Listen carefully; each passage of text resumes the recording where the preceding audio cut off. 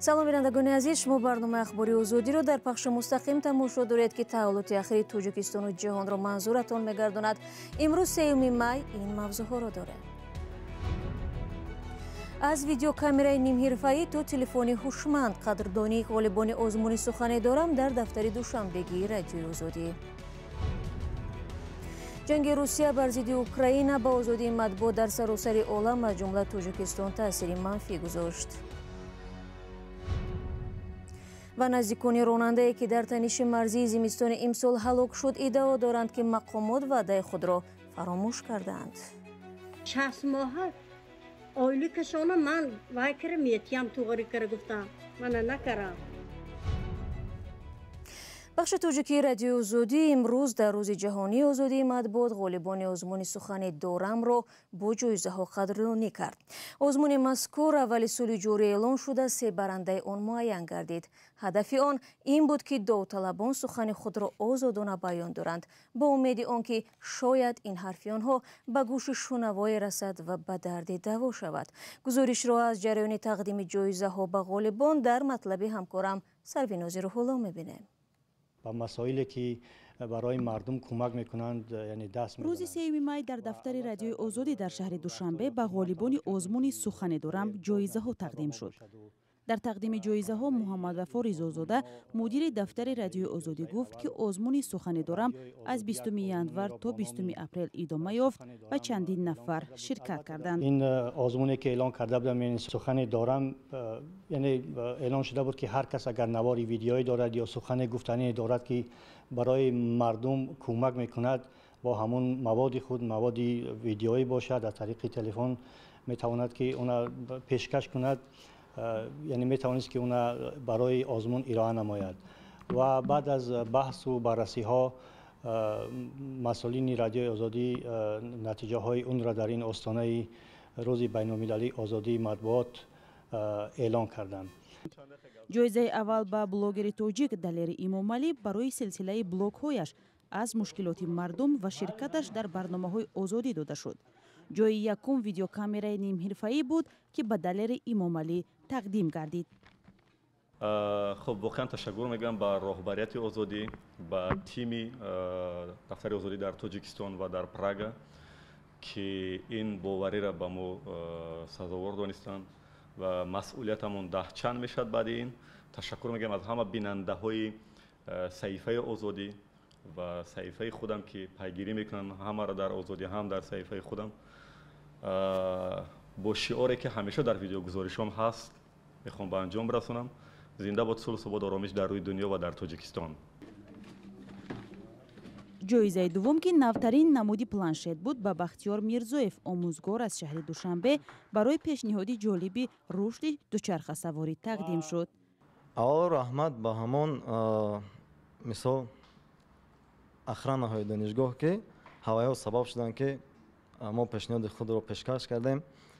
мутаассифона маро ки ҳангоме ки дар донишгоҳ намонданд, ҳамин сабаб шуд ки пешниҳоди худро пешкаш намоем ва дар баробари ин инчунин боз боиси хурсандӣ ҳам гашт ки соҳиби ҷоиза ҳам гаштем ва бигузор ҷавонон бештару бештар ба варзиш ҷалб карда шаванд. инчунин роҳи пешгирифтаи мо ҳам роҳи бениҳоят хуб аст, велосипедронӣ. ҷоизаи сеюм ба донишҷӯ Зеварбону Рауфӣ барои силсилаи блогҳояш аз ҳаёт ва андешаи ҷавонон тақдим гардид. ҷои сеюм телефони ҳушманд буд. ин озмуни беҳтарин суханон дар мавзӯи озод буд. шарт ин буд ки корбарон ҳар чизеро ки муҳим медонанд пешниҳод намоянд. дар гузашта ҳам радиои озодӣ чанд озмун эълон кардаву ба ғолибон ҷоизаҳо тақдим карда буд. ташаккур бори дигар аз ҳамаи шумо.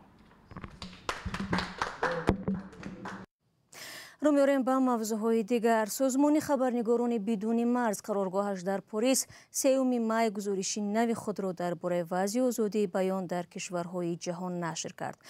بنابر آن جنگ روسیه در اوکراین فعالیت خبرنگاران را در جهان سخت و مشکل کرده است. در شاخص امسال آزادی مطبوعات روسیه از نگاه وضع آزادی بیان 5 زینه بد شده، اما موقع تاجیکستان برعکس چند زینه بالا رفته است. ادامه موضوع در گزارشی زرنگیز نوروز. خبرنگاران بدون مرز سازمان بین المللی مدافع حقوق روزنامه‌نگاران در گزارش نوی خود تأثیر جنگ بدلیل روسیه را در اوکراین به وضع آزادی مطبوعات ویرانگرانه خوانده است. در این حادثه ها چندین ژورنالیست کشته و زخمی شدند. طبق این گزارش کشورهای آسیای مرکزی رسانه ها را زیر فشار قرار دادند تا مانع بازتاب بی‌طرفانه جنگ روسیه در اوکراین شوند. حامیان حقوق ژورنالیستان در تاجیکستان میگویند مسئله انعکاس حادثه های اوکراین در این کشور خیلی حساس است و رسانه های دولتی از بازتاب آن خودداری میکنند.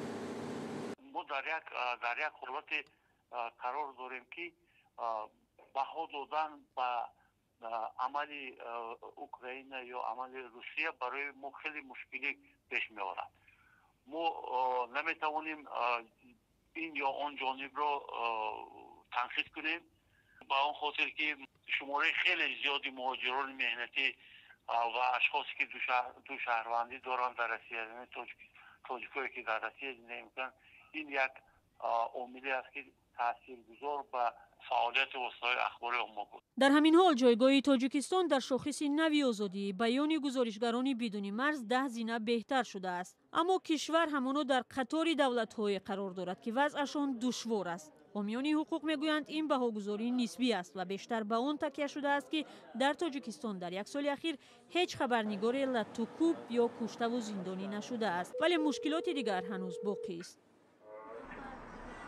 البته جای افتخار است که تاجیکستان امسال در شاخص رده‌بندی آزادی بیان 10 زینه به طرف مثبت بالا رفته است و از کشورهای مثل آذربایجان و روسیه و خب بلاروس اینها در پیش است.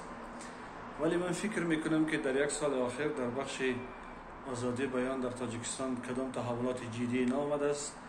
برعکس محدودیت ها زیاد بود، از جمله برای برخی رسانه ها مانع گذاری شد که در انعکاس این یا آن مسائل، خصوصا مسائل مهم داخلی بسیار پیشتاز نباشند و این چیز باعث شد که این موضوع ها با گونه‌ای که میبایست در رسانه های ما بازتاب نشد. ولی باید این گزارش را جدی‌تر دید که دلیل های اونها برای در این مقام جا دادن تاجیکستان چیست. امسال تاجیکستان در میان 180 کشور در مقام 152 قرار دارد. سال گذشته در جای 162 بود. با گزارش خبرنگاران بدون مرز تاجیکستان در 21 سال اخیر در میان 180 دولت هرگز به سوی کشورهای آزاد حرکت نکرده، بلکه بیشتر به طرف کشورهای بسته و خودکامه دویده است. مقامات برعکس باور دارند که ده‌ها روزنامه و مجله و تلویزیون و رادیو فعالند و کسی مانع سخن حق نیست. شما برنامه اخبار رادیو آزادی رو تماشا دارید. دوستانی شهر ترسونزاده مرگ زمیره نورقولова ساکن 27 ساله دهه خیرآباد این شهر را تحقیق دارد. این زن جوان روز 27 اپریل در بیمارخانه مرکزی ترسونزاده درگذشت. پزشکان گفتند که زمیره از استعمال زیاد یک نوع حب یا تبلت زهرآلود شده بود. امرو نورقولov پدر زمیره ادعا دارد که دخترش روز 26 اپریل از جانب شوهرش لطوکوب شده در پی این خودکشی کرده است. او عکس‌های پای‌ها و دست‌های کبودگشته دخترش را فرستاد که ظاهراً در بیمارخانه برداشته شده است. پیوندان امیدجان صابرов شوهر این زن لطوکوب شدنش از جانب او را رد نکردند و گفتند که آن با سبب یک بحث خردی خانوادگی به میان آمد.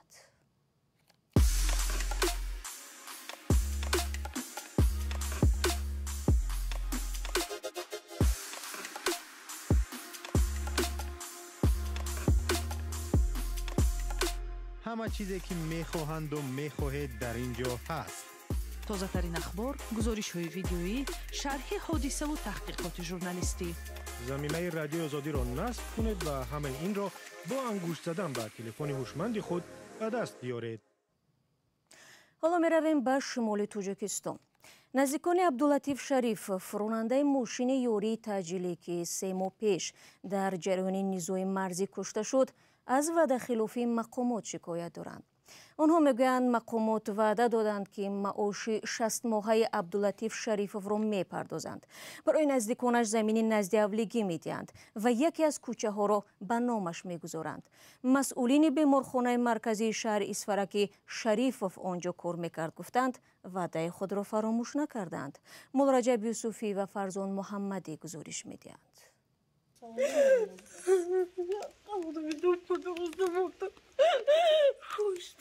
همسر عبداللطیف شریفوف به یاد شوهرش میگیرید. از خدمت و صداقت به کارش میگوید.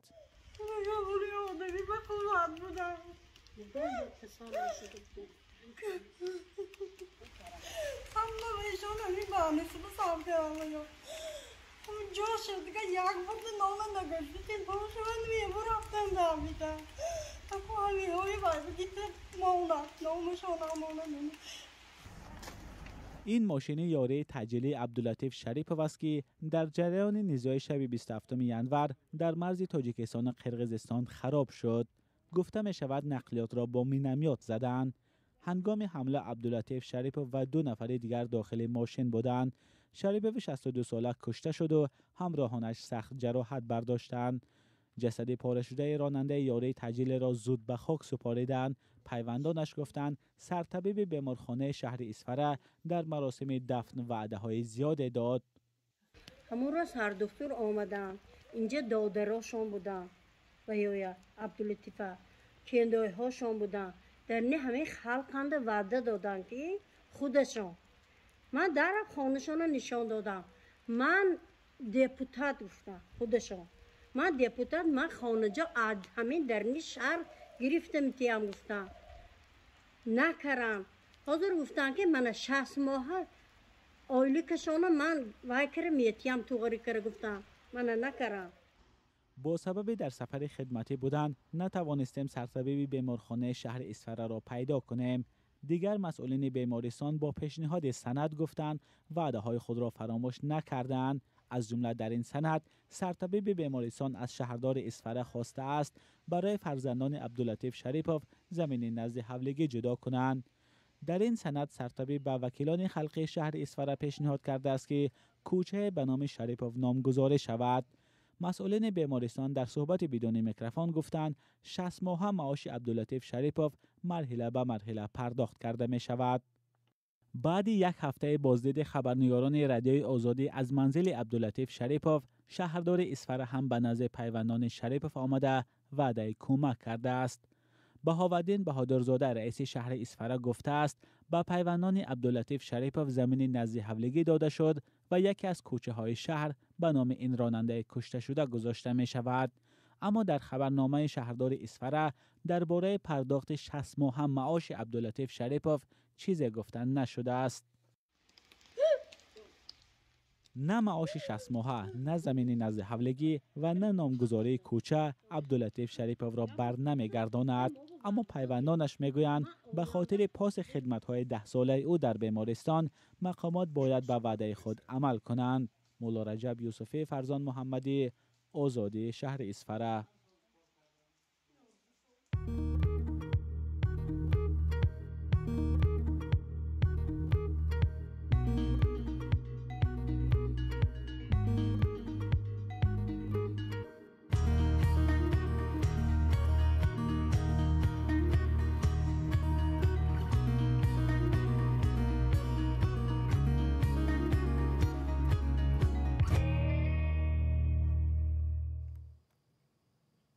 و یک خبر دیگر، مقامات ازبکستان تصمیم ندارند که تکنیکای نظامی به حدود این کشور از افغانستان وارد شده را به طالبان برگردانند، زیرا این تکنیک‌ها مال امریکا هستند. در این باره در صحبت با رسانه‌ها نماینده مخصوص ازبکستان در امور افغانستان اسمت الله ارگاشف خبر داد. ماه ینور سال جاری طالبان از ازبکستان و تاجیکستان طلب کرده بودند که 40 چرخبال را برگردانند. تفصیلات در وبسایت رادیو آزادی. بینندگان عزیز، 15 دقیقه که در اختیار داشتیم به پایان میرسد. تشکر که ما را همراهی کردید. خبرگزاری‌های بیشتر از این را چون همیشه در وبسایت و صفحه‌های رادیو آزادی در شبکه‌های اجتماعی پیدا کرده میتوانید. تا برنامه‌های فردا خود را احتیاط کنید عزیزان و خدا نگهداری هر یک شما باشد.